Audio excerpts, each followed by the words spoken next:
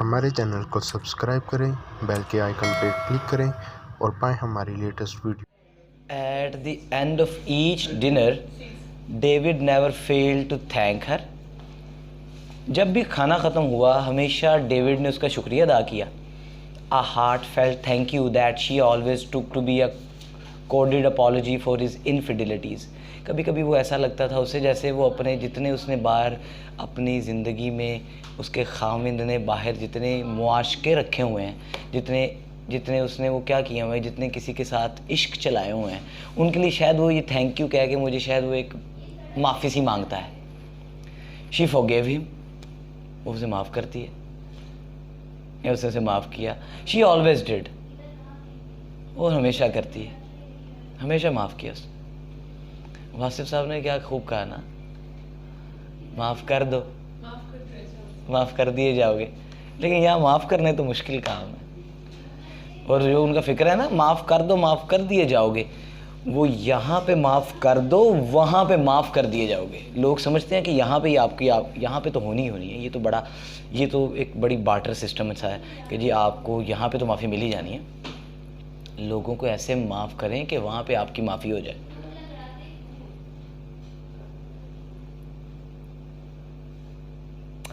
This was the first time her husband had acted this brazen. ऐसा हुआ था पहली बार कि उसके खामन ने ये अजीब हरकत की थी. वो घर नहीं आया ना, वो हमेशा घर आता था, हमेशा टेबल पे अपनी जगह पे बैठता था, हमेशा खाना खाता था, हमेशा अपनी वाइफ का शुक्रिया अदा करता था, चाहे बाहर जो भी करता था. लेकिन पहली दफ़ा ऐसा हुआ कि वो नहीं आया, इसके घर नहीं आया. बट देन अगेन एंड एला blamed her self for this change. और एला अपने आप को बाइस इल्ज़ाम ठहरा रही थी कि ये जो तब्दीली उसमें आई है. But then again guilt was Ella's Rubinstein middle name. पछतावा एला रूबिन्सटन का दूसरा नाम था. एला रूबिन्सटन कह लें या पछतावा कह लें, वो बेचारी पछतावों में ही रहती थी. When she set at the table with her twins, जब वो अपने दोनों बच्चों के साथ टेबल पे बैठी, एलाज गिव वे टू मेलैंक्लाई. एला के गिल्ट ने, पछतावे ने उसे अफसुर्दगी में डाल दिया. She resisted Avi's pleas to order pizza and Orly's attempt not to eat anything. उसने ऑर्ली की जो ख्वाहिश थी पिज़्ज़ा खाने की, उसको भी उसने रिजेक्ट कर दिया, नहीं खाना कहते. और जो दूसरा था उसको भी कहा उसने कि not to eat anything. Orly को भी, वो जो नहीं खाना खा रहा था, forcing them to munch on wild rice with green peas and roasted beef with mustard glaze. तो उसने कहा कि आप ये राइस ही खाएं जिसके ऊपर वो जो ग्रीन पीस, वो जो सबज से दाने हैं या मटर हैं, और उनको बीफ के साथ मस्टर्ड करके ग्लेज करके पकाया गया, कि यही खाओ, बाज़ार से कुछ नहीं मंगवाना. एंड ऑल दो on the surface she was same hands on concerned, same hands on, ऊपर से तो वो ठीक थी. कंसर्नड मदर, वो तवज्जो रखने वाली माँ थी. She felt a surge of despair rise in her a sharp taste in her mouth like sour like bile. कहता लेकिन उसके अंदर एक तलातुम सी, मायूसी का तलातुम चला हुआ था. A sharp taste in her mouth, उसके चेहरे मुंह के अंदर एक खट्टा सा टेस्ट आ गया था, like a bile. When dinner was over, जब खाना ख़त्म हुआ, Ella sat at the kitchen table on her own. अकेली वो टेबल पे बैठी रही. Finding the stillness around her heavy and unsettling. अपने इर्द गिर्द, finding the stillness around her heavy and unsettling, उसके इर्द गिर्द जो स्टिलनेस थी, जो रुकावट थी, रुकी हुई चीज़ें थी, वो उसको बड़ा भारी भारी सा महसूस हो रहा था. Suddenly the food she had cooked, the outcome of ours had worked hard seemed not only dull and boring but easily replaceable. अचानक उसे लगा जो खाना उसने पकाया है, जिस तरह उसने मेहनत की है, उसको अचानक ये चीज़ें बोर लगने लगी. She felt sorry for herself. उसको अपने आप पे गुस्सा सा आ रहा था, अपने लिए उसको पशेमानी सी आ रही थी. It was a pity that at almost 40, ये बड़ी तरस की बात थी कि वो 40 की उम्र में she hadn't been able to make more of her life. वो अपनी ज़िंदगी का कुछ नहीं कर सकती थी और कुछ. She had so much to love to give and yet no one demanding it. उसके पास देने के लिए इतनी मोहब्बत थी, लेकिन कोई डिमांड ही नहीं कर रहा था। वो मोहब्बत से लबरेज थी, लेकिन किसी को चाहिए ही नहीं थी। Nobody was demanding it.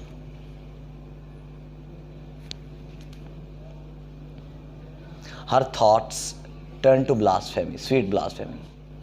उसके ख्यालात मुहज़्ज़ब गुस्ताखी की तरफ, उस बुक की तरफ, स्वीट ब्लास्फेमी जो पढ़ रही थी, उसके ख्यालात उस तरफ चले गए। She was intrigued by the character of Shams of Tabriz. वो तबरेज़ के करेक्टर से बड़ी मुतासिर थी, बड़ी तजस्सुस में थी उस। तो क्या कर तो अभी एक चैप्टर पढ़ा उसने, तबरेज़ का क्या पढ़ा उस चैप्टर में उसने? वो एक घूमने वाला दरवेश था, लोगों के हाथ पढ़ता था, ख्वाबों की ताबीर करता था। अभी तक उसने तबरेज़ को सिर्फ इतना सा पढ़ा था, और वो काफ़ी उसके बारे में इंट्रीग, तजस्सुस में थी। It could be nice to have someone like him around. उसने सोचा कि इस तरह का बंदा अगर आपके ज़िंदगी के इर्द गिर्द रहे तो कितना खूबसूरत मज़ा हो। शी जोक टू हरसेल्फ, वो अपने आप से मजाक कर रही थी। Never a dull day with a guy like him. इस तरह के बंदे के साथ ज़िंदगी कभी एक दिन भी बोर नहीं लगती। रोज़ एक नया बंदा है, यानी ये बंदा नई बात करता है। तो कहता है, यानी कि वो जो बंदे होते हैं जो फुल ऑफ लाइफ होते हैं, चहचहा रहे होते हैं, वो हमें नॉर्मली यही समझ आता है, तुम इतना जो मुस्कुरा रहे हो, क्या गम है जिसे छुपा रहे हो। तो बेसिकली हमें ये लगता है कि खुश होने वाला हर बंदा खुशी है। मैं एक फ़िक्रा लिखा था, अक्सर कह कहे गमों का लिहाफ होते हैं। लिहाफ किसे कहते हैं? गुलाफ को कहते हैं अक्सर जो कह कहे होते हैं ना, वो गमों का लिहाफ होते हैं। उन्होंने अपने अंदर गमों को छुपाया होता है। तो कहता है इस तरह के बंदे के इर्द गिर्द अगर आप, ये बंदा आपके इर्द गिर्द हो तो कभी ज़िंदगी डल नहीं लगती। And somehow the image that popped up in her mind was of a tall, dark-looking, mysterious man with a leather pants, a motorcycle jacket, and black hair, and felt that to his shoulder, riding a shiny Harley Davidson with multicolored tassels hanging from her handlebars. और कहता है जो उसने वो किताब पढ़ी थी ना, तबरेज़ ऐसा होगा, तो उसने दिमाग में एक उसका स्केच बनाया कि इसका स्केच, ये बंदा तबरेज़ कैसा होगा। तो कहती कि लंबे बालों वाला होगा, उसने लेदर के बूट पहने होंगे और उसकी जैकेट्स पहनी होंगी, और वो बड़ी हार्ले डेविडसन बाइक चलाता होगा, उसकी लटक रही होंगे, हाथों से बैंड पहने हुए लटकती होंगी जैसे। कहता है कि ये लेटेस्ट सा दरवेश होगा कोई। उसने अपनी तरह से दरवेश को, अपनी तरह उसने अपने रंग में दरवेश का एक रंग सोचा कि दरवेश ही ऐसा होगा, ऐसा दिखता होगा।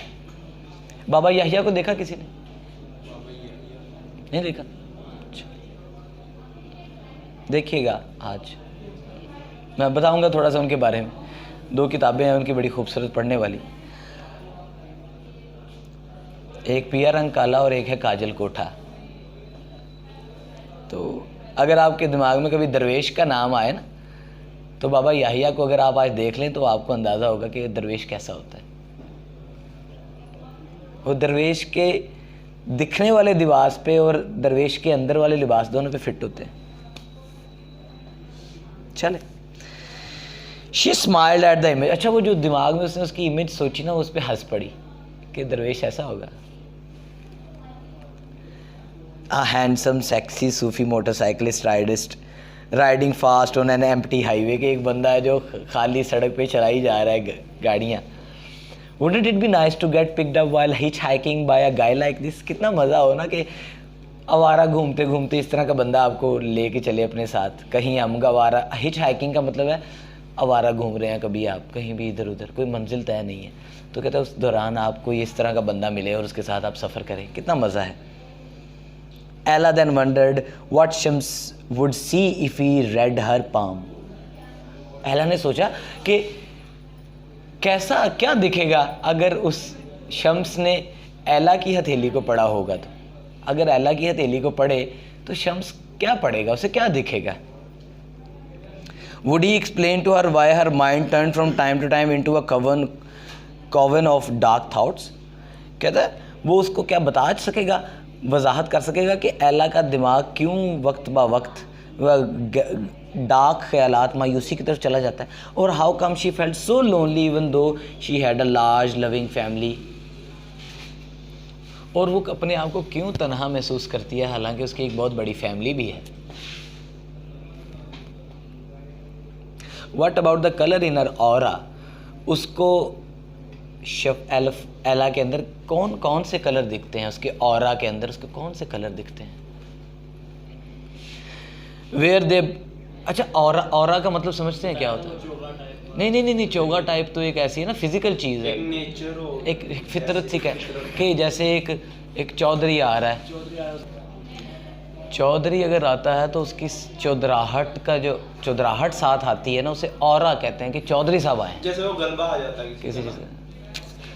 तो कहता एला के अंदर क्या, एला का क्या ऑरा होगा, एला का एक ऑरा होगा ना, तो एला का उसको क्या ऑरा दिखेगा। Were they bright and bold, were they bright and bold, क्या वो ब्राइट और बोल्ड होगा। And anything in her life been bright and bold lately, क्या उसकी ज़िंदगी में कुछ अच्छा और बहादुराना काम रहा है और एवर कभी रहा। It was then and there while sitting alone at the kitchen table with only a faint glimmer of light from the oven, ये तब बातें थी जब वो किचन में बैठी जहाँ पे अवन की हल्की सी लाइट में वो सोच रही थी। That Ella realize that despite her high flying words denying it, and despite her ability to keep a stiff upper lip, deep inside she longed for love. जो भी हो, इतनी सी तमीज़ उसे बांधी है, इसके बावजूद कहती है कि मुझे एला longed for love, उसे मोहब्बत की तलाश थी, एला को मोहब्बत की तलाश थी, चाहत थी। longed का मतलब होता है किसी चीज़ के अंदर से तलब सी हो जाए।